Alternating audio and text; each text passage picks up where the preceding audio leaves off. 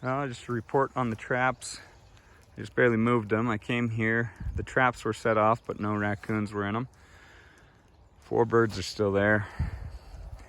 Came to check on the other flock. Had 2 here that had been decimated from having 12 birds before. Moved the traps over here because my birds are gone now.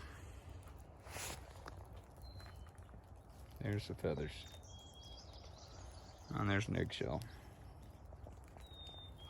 So, set the traps here. Lost 2 birds last night.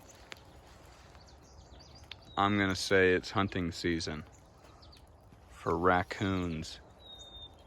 Gosh dang it, ticks me off.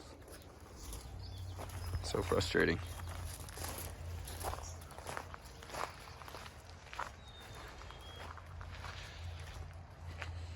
I'm gonna come sit out here with the gun and get the stupid raccoons.